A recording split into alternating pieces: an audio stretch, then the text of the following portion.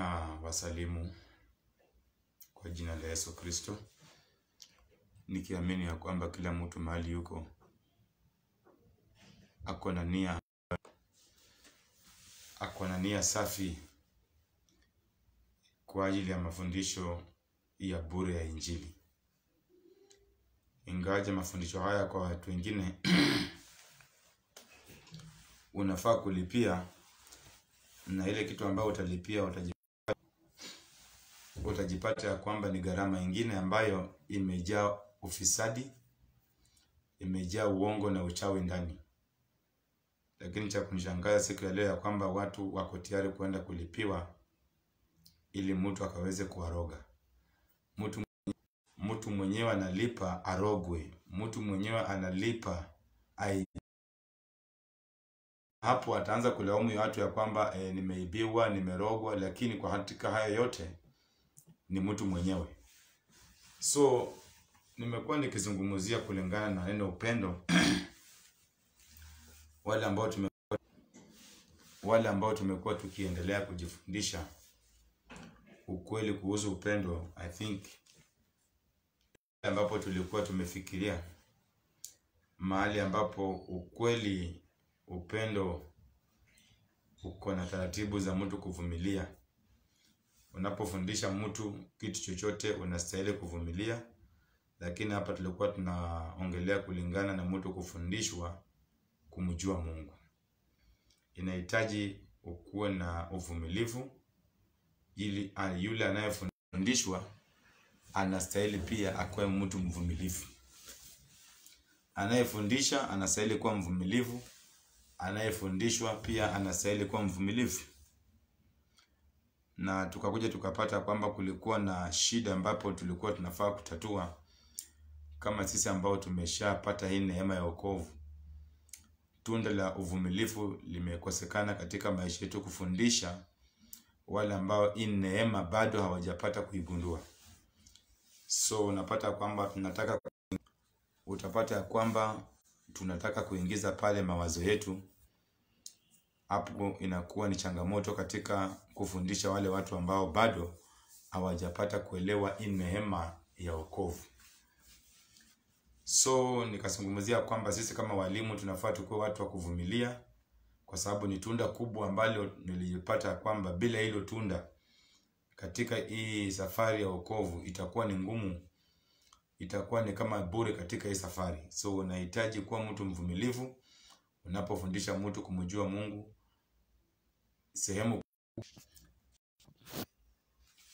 Sehemu kubwa ya mtu kujua Mungu ni kujitenga na dhambi. Kama kuna kitu kikubwa ambacho unaweza kuwa unafanya katika hii dunia, kitu kikubwa na kitu kizuri ambacho unastahili kufanya katika hii dunia, kujua Mungu na kujiepusha na dhambi. Mengine yale yote yataweza kuangalia. Kwa hiyo kujua Mungu na kujiepusha na yale ambayo Mungu anasema kwamba ukajiepushe nayo.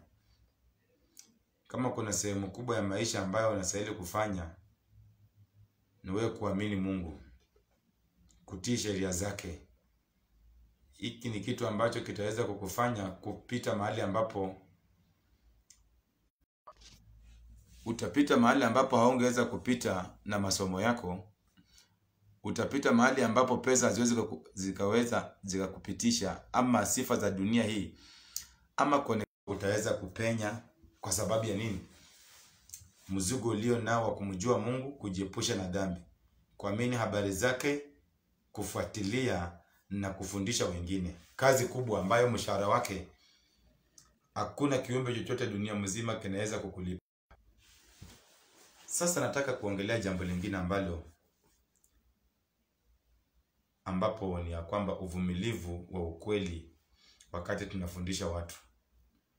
So nataka kuongelea kwa wale ambao wanafundishwa. Nataka kuongelea hao. Kwa sababu gani? Watu wanapofundisha neno la Mungu, tayari wao wenyewe wanataka kujifanya kwamba wanajua Mungu kuliko Mungu anayewafundisha. Hii pia ni changamoto. Kama unafundisha neno la Mungu, unastahili kuwa mvumilivu, unastahili kuwa mpole, unastahili kuwa mnyenyekevu.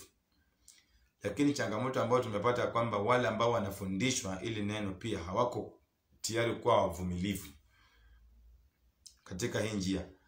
Unapoeleza mambo wanaanza kuambia kwamba nitaokoka kwa ule wakati ambao mimi nataka.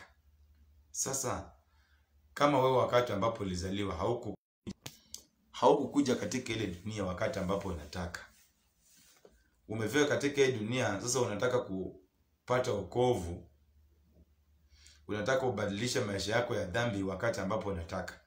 Ukifundishwa pia uko na mistari zako, unaingia katika ujumbe wa Mungu na kuanza kutafsiri kulingana na vile utakupendeza. Fundishwa, utaanza kuja na mawazo yako ya kusema ya kwamba Mungu mwenye aliniumba ndiye anajua wakati ambapo nitaokoka, ambao ni mzuri. Lakini Mungu huyo pia anasema unaposikia habari zake usikuwe mjuaji. Unaposikia habari za Mungu usifanye moyo wako kuwa mgumu. Huyo tu Mungu mwenye anasema ya kwamba atakuokoa kwa wakati wake. Na kuambia watu ya kwamba unaambia walimu ya kwamba wakuwa wavumilivu, hata wao pia hawakuokoka na siku moja. Ni mzuri yenye unasema, lakini swali ni moja. Yale yote ambayo unayazungumuza, unayatoa wapi? Unayazungumuza yale ambayo yanakufurahisha ama unazungumuza yale ambayo Mungu anataka uyatende? Kwa sababu Mungu mwenyewe amesema unaposikia neno lako usikuwe mjuaji. Unaposikia neno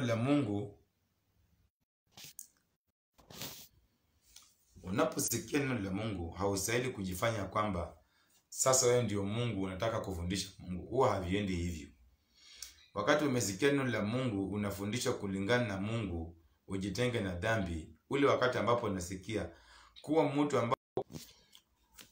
ukuwe mtu ambaye uko tayari kukubaliana na neno la Mungu. Lakini unapoingiza ujuaji, unapotaka neno la Mungu lifundishwe kulingana na vile wewe unataka, basi itakuwa ni ngumu. Kwa sababu watu wengi ambapo tumekuja katika neno la Mungu, tunakuja tayari tukiwa tumeamua vitu fulani, tukiwa sisi wenyewe ni wajuaji. Wakati tunaeleza kwamba tunafaa tuende hivi, tunasema hapana, sio hivyo, tunafaa tuende hivi. Unapata kwamba wale ambao wanafundishwa ile neno wanakuwa wajuaji hata kuliko wale ambao wanawafundisha. So unapoanza kuambia watu ya kwamba utaokoka wakati wewe mwenyewe unataka, utaokoka wakati ambao Mungu mwenyewe alikusudia, unasema ya kwamba utaokoka wakati ambapo utavunja mifupa na umalize. Paka wengine wanakuja naanza kuambia kwamba siku hizi hakuna wokovu, huwezi okoka ukiwa na hii mwili. Tutaokoka wakati tumekufa, tumetoka katika huu mwili sasa wa nyama, kwa sababu huu mwili wa nyama hauokoki. Watu wako na mambo katika hii dunia, hawataki watu wengine wafuate ile njia ambayo Mungu anataka watu wafuate. So wale ambao mnafundisha neno la Mungu, tafadhali mkuwe watu ambao ni wakutii. Mkuwe na roho ya kunyenyekea, roho ya mabishano, roho ya ujuaji. Unastahili kupunguza hii roho ya ujuaji. Kwa sababu hata katika maisha hii ya dunia, unapoenda katika shule, hauwezi kuwa mjuaji kuliko mwalimu. Unapokuwa mjuaji kuliko mwalimu, kuna vitu utakosa. Na hata shule zingine zitapata kwamba hautaweza kuwa pale, zitakufukuza. So kile ambacho nataka nisihi wale ambao mnasikia ujumbe wa Mungu mahali popote, tafadhali, kitu cha kwanza, kuwa mtu mvumilivu, kuwa mtu mnyenyekevu, kuwa mtu wa kusikia, wachana na ujuaji wako na akili zako za dunia. Kuwa mtu wa kushuka chini na kukubali kwanza. Patia yule ambaye anakufundisha wakati mzuri, mpatie amani, itakuwa ni vyema. Lakini unapotaka kusikia ujumbe wa Mungu na tayari wewe mwenyewe unajua kuliko anayekufundisha, itakuwa ni ngumu. Hii ndio changamoto watu ambao tumekuwa nayo katika Injili. So nataka tu nisihi watu ya kwamba tafadhali sisi wote walimu pamoja na wanafunzi, tafadhali tukuwe na roho ya uvumilivu. Na tuachane na mawazo yetu. Wakati tunasikia ni sauti ya Mungu, tukuwe tayari kukubaliana nayo. Tuache kujiwekea kwamba nitaokoka nikiwa na miaka fulani, nitaokoka nikiwa nimeshaoleka. Kuna vitu ambavyo tunajiingiza ndani, tunasema siwezi okoka saa hii. Wapendwa, acha nikwambie ukweli. Itakuwa ni vizuri na vizuri zaidi wakati unaposikia habari za Mungu na kuzikutii, kuziamini na kufuatilia, basi itakuwa ni jambo la maana. Lakini utakapoonekana ya kwamba unataka kumuonesha Mungu kile ambacho haukijui, ulipokuja hapa duniani haukujiumba, ulipokuja hapa duniani haukujua ile siku, na umefika hapa duniani umeshajipangia maisha yako wewe mwenyewe, kila kitu unajua kuliko mwenye alikuleta, basi itakuwa ni ngumu. Lakini unapokubali kufundishwa, basi hata mtoto mtiifu katika shule anapenda na walimu, yule mtoto utakuja kupata kwamba kila mtu ako tayari kukuwa rafiki na yule mtoto kwa sababu ya utiifu wake. So mimi nataka tu niasihi kila mtu ambapo anaposikia ujumbe wa Mungu, tafadhali punguza ujuaji, punguza kiburi, punguza hali ya dunia hii, hekima yako ya hii dunia ambayo ulifundishwa hii ya mwili, punguza katika hii mambo ya roho. Itakuwa ni mzuri. Ili ukapata hizi habari na kuzitendea kazi, itakuwa ni vyema. Vile Mungu alisema ya kwamba lazima ukue kama mtoto mdogo. Sisemi ya kwamba uamini kila kitu tu hata unapodanganywa, lakini nasungumzia kwamba kukua nasungumzia ni mtu kutulia wakati anapopewa habari za Mungu. Ni jambo mzuri. Vile wewe unatulia wakati unaenda kutafuta kazi, unakuonekana kwamba wewe ni mtu mtulivu. Wakati unataka kuingia katika ndoa, unaonekana wewe ni mtu mtulivu. Wakati unatafuta uongozi wote katika dunia, unaona vile mtu anakuanga ametulia, mtu amevumilia mambo yote, anapotukanwa hataki ajibu vibaya ili akapate vitu za dunia. Je, za Mungu? Wapendwa, ni wa kufundishika, itakuwa ni vizuri. So huu tu ndio ujumbe ambapo nataka nieleze wale ambao wanafundishwa neno la Mungu. Tafadhali usione kwamba yule ambaye anayekufundisha, hata kama wewe unamshinda umri, unamshinda mali, unamshinda kulingana na vitu za dunia hii, uko mbele yake. Lakini neno la Mungu ameamua ya kwamba hata yule ambaye atakuhubiria, unaweza kuwa kwamba unamshinda hekima ya dunia hii, elimu ya dunia unamshinda, mali ya dunia unamshinda kulingana na vitu za dunia za mwili. Lakini Mungu amemchagua yule mtu kuwa mwalimu wako. Mungu amemchagua yule mtu kuwa mwalimu wako, akufundishe mambo ya roho. Kwa sababu mambo ya roho ni tofauti sana na mambo ya mwili. Ndio naona kwamba watu walikuwa wanachaguliwa na Mungu, wanaanza kufundisha watu ambao ukiwaangalia ni wazee kuliko. Kwa sababu neno la Mungu halifundishiki kwa sababu wewe ni mzee, ama Mungu hata kuchagua kwa sababu wewe umesoma, ama kwa sababu wewe uko na mali kuliko wengine. Hapana. Mungu anapokuchagua kukuwa mwalimu, anaweza kukuchagua hata kama hukuenda katika shule ya dunia hii ya mwili. Mungu anaweza kukuchagua hata unapoonekana katika nje, utaonekana kwamba wewe ni mtu maskini, wewe ni mtu bure, wewe ni mtu mjinga katika hekima za dunia. Lakini Mungu atakuchagua wewe ukaweze kuongelesha wafalme wa dunia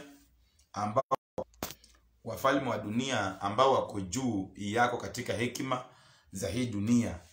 Wafalme wa dunia wakuu na utawala wa hii dunia, wale watu ambao wako, ukinapoangalia katika maisha ya mwili, wale watu hata wako mbele katika mali, wanaonekana kama wako na heshima.